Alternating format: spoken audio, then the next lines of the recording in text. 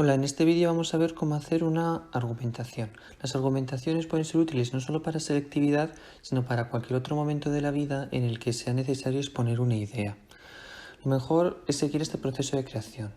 Está inventio, dispositio, locutio, memoria y actio. Inventio es aquel que se basa en la brainstorming de toda la vida. Dispositio es aquel que se encarga de la colocación de los elementos. El locutio es aquel que se encarga del embellecimiento de las ideas. Memoria es aquel que se encarga de memorizar y actio es aquel que se encarga de llevar a cabo la argumentación. El primero que vamos a ver es inventio. Inventio se basa principalmente en escoger un tema, en pensar qué ideas se quiere tratar en la argumentación. Cuanto más claras sean estas ideas, mejor. No hay que desviarse del objetivo. Si algún tema que se quiere tratar en la argumentación no ayuda a completar la idea final, lo mejor es desecharlo. Lo más importante es buscar la originalidad y la frescura de las ideas. ¿Por qué buscar la originalidad y la frescura de las ideas? Mary Poppins dijo una vez, es de mala educación afirmar lo obvio. Por ello, si yo estoy haciendo una argumentación y me centro única y exclusivamente en decir obviedades, el receptor no me va a tener en cuenta y va a acabar ignorándome o dejando de leer.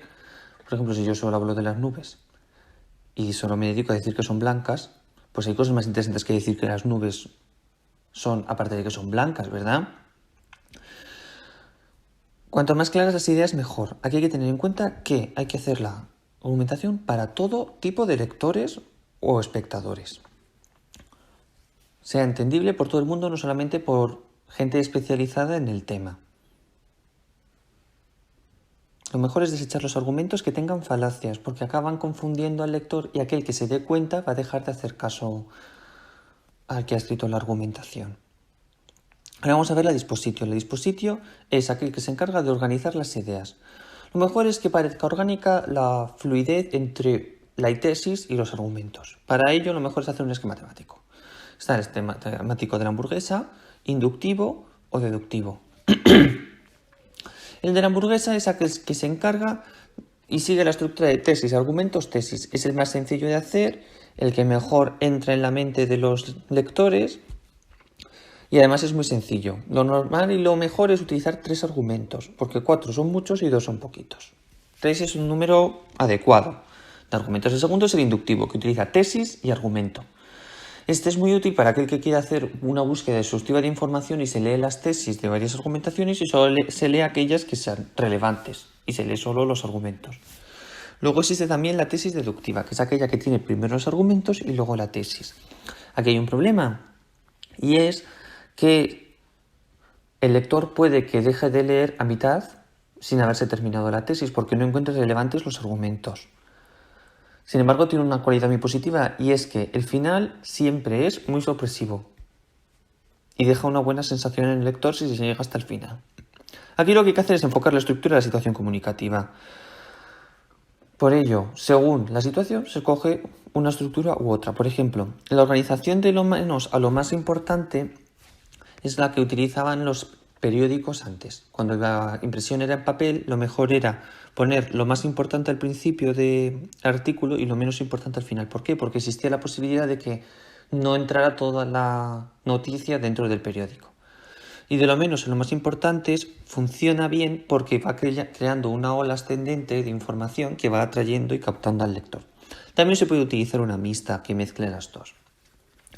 Lo más importante también es ceñirse al espacio y eliminar aquellos elementos que no entran en el espacio. Si yo tengo un tiempo limitado para hablar, pues lo mejor es utilizar simplemente ese tiempo para hablar. No utilizar ni más ni menos. Esto funciona también a modo de respetar al lector o al espectador que te está escuchando. Ahora vamos a ver el locutio. El locutio es poner al alcance de la idea a transmitir todos los recursos lingüísticos necesarios. Para ello se utilizan figuras retóricas solo en servicio del tema. No voy a poner figuras retóricas porque sí, porque se sobrecarga demasiado el texto. También hay que aplicar los recursos propios del relato.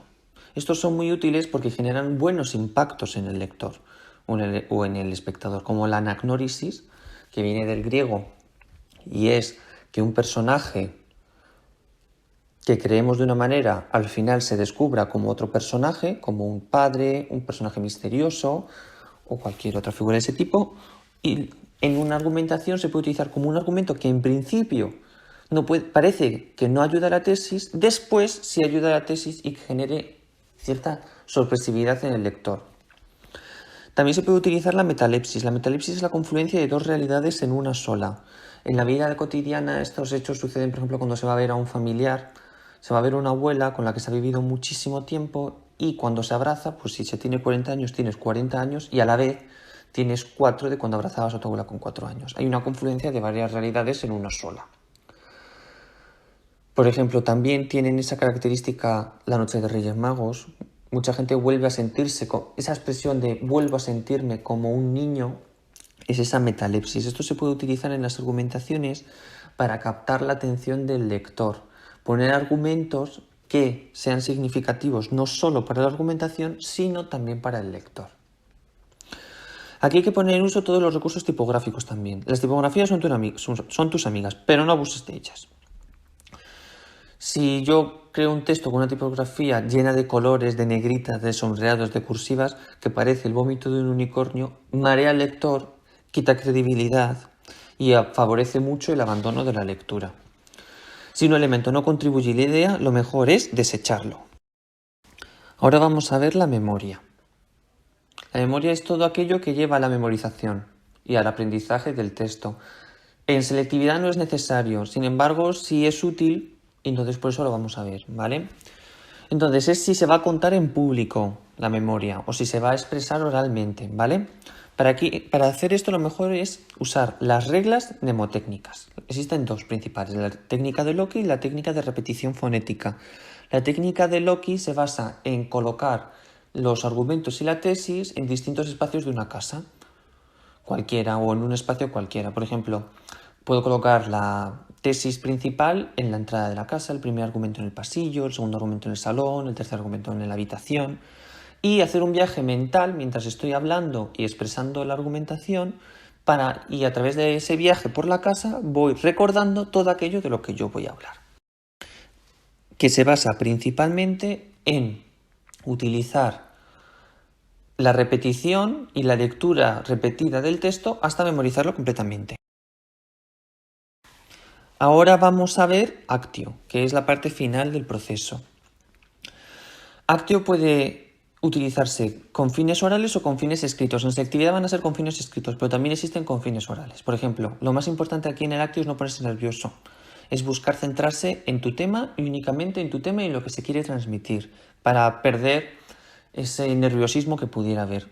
Lo mejor es utilizar la comunicación no verbal en tu favor, por ejemplo, evitar que te tiemblen las manos, el tartamudeo de voz, cualquier otro elemento no verbal o paraverbal que dé credibilidad al emisor de la información. Si es un texto escrito, lo mejor es buscar una buena impresión en la caligrafía o en la tipografía. No hay que abusar, hay que ser claros, sencillos.